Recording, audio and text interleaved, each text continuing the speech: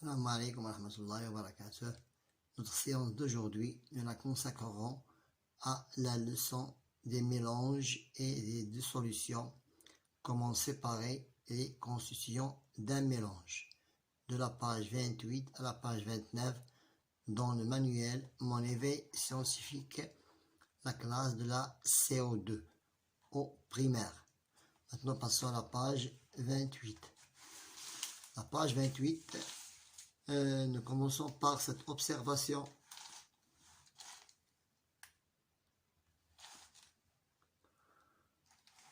Nous observons ce document. Nora et Younis avaient pour mission de préparer le petit déjeuner.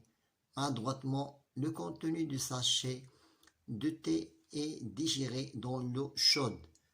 Donc il y a, ici nous remarquons, il y a deux constituants. C'est le thé qui était dans le sachet et l'eau chaude qui était dans la tasse. Maintenant, je m'interroge.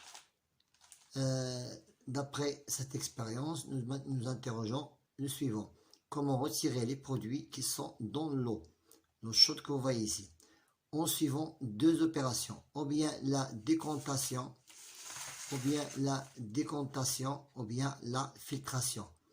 Décantation, c'est laisser décompter ou bien dissoudre le thé en bas de la tasse et en versant le liquide, ou bien en utilisant le filtre, papier filtre, pour filtrer le contenu. Maintenant, je propose une ou des solutions sur mon cahier d'investigation. Nous parlerons dans cette leçon du mélange qui est homogène lorsque vous voyez un seul constituant, et aussi nous parlerons de mélange hétérogène lorsque vous voyez plusieurs constituants. Nous abordons aussi les opérations pour séparer les constituants, d'un mélange. Passons maintenant au mélange. Nous voyons dans cette expérience plusieurs matières, bien plusieurs constituants. Nous commençons par le constituant numéro A. Ce que vous voyez dans le constituant numéro A, seulement un corps, un constituant. Donc le nombre de constituants, seulement nous avons un constituant ici. Et le mélange, il est homogène. Pourquoi? Parce que nous voyons seulement un corps, ou bien un constituant. Pour B, la même chose. Nous voyons seulement un constituant, malgré qu'il y a de l'eau salée. Mais le sel se dissout dans l'eau. C'est un mélange homogène.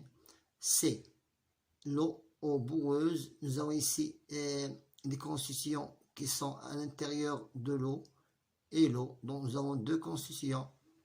Donc c'est un mélange hétérogène. Aussi pour l'eau plus l'huile. L'eau qui est en bas, et puisque l'huile est plus légère et est à la surface de l'eau. Donc nous avons deux constituants. C'est un constituant hétérogène. Pour le E, l'eau plus T, voilà, ici il y a des constituants qui sont en orange. Nous pouvons les voir dans notre manuel. Et le thé qui est filtré ici. Donc pour eux, nous avons deux constituants, c'est un mélange hétérogène. Pour le lait, nous voyons ici un seul corps, un seul constituant, donc c'est un mélange homogène. Passons maintenant à la page suivante. Nous allons commencer par les constituants d'un mélange. Deux, ou bien filtration, ou bien décantation. Ici, décantation, le thé plus l'eau. Après l'instant, il y a un corps qui est séparé, c'est le thé et le filtre, ou bien l'eau, ou bien le filtre. On l'appelle le filtrant. Donc, laissez reposer le mélange 6 comptes, observez le fond du récipient. Voilà, nous avons ici le thé plus notre corps qui est le thé Donc, quel est le type du mélange de thé? Ce mélange, il est hétérogène. Quel est le nombre de phases observées? Quel est le nombre de phases observées dans le récipient lorsqu'on laisse reposer ce mélange? Il y a 2 phases, l'eau plus le thé. Je complète la phrase suivante. La décantation, définissez quoi la décantation? C'est une opération qui permet de séparer les constitutions d'un mélange. Et ce mélange, il est hétérogène. Parce que nous avons 2 corps, 2 constitutions, l'eau plus le thé. Passons à la filtration maintenant. À l'aide du papier filtre, c'est pour cela qu'on l'a appelé filtration. Nous déposons un papier filtre à l'intérieur d'un entonnoir. Voilà l'entonnoir. Et voilà le papier filtre. Et voilà le thé qui est au fond du récipient. Et l'eau colorée en jaune, c'est le thé. Placez verticalement cet entonnoir, il est verticalement dans un récipient qui est encore vide. Versez doucement le thé. On a obtenu le filtrant qui est pur. On l'appelle liquide limpide. Et il reste au fond du récipient le thé. Donc, quel est le rôle du papier filtre? Ce papier filtre a pour rôle de filtrer les solides ou bien les particules en séparation. Les particules en séparation, en suspension, les particules en suspension.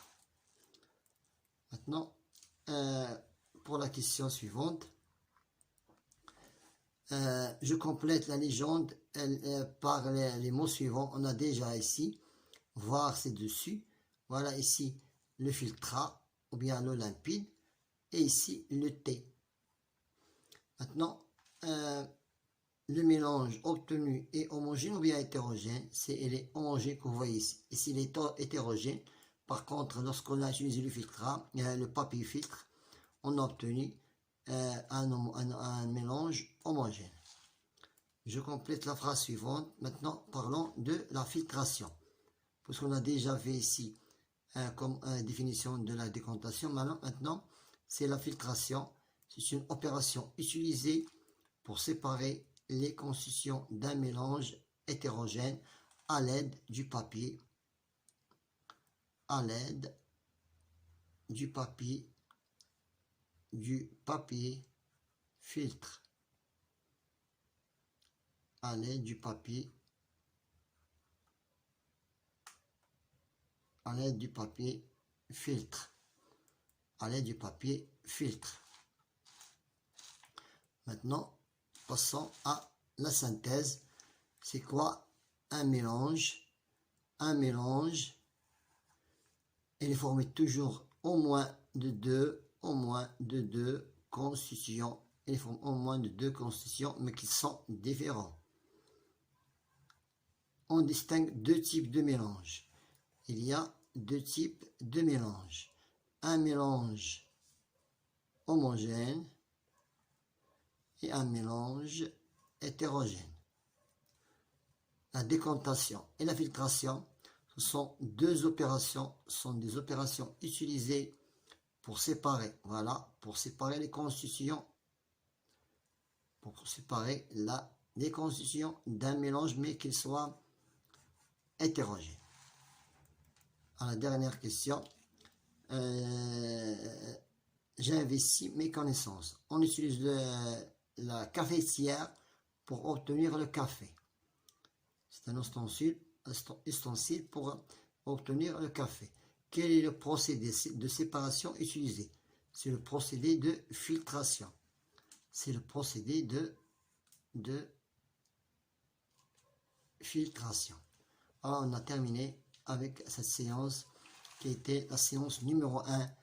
Comment séparer les constitutions d'un mélange. Bon courage.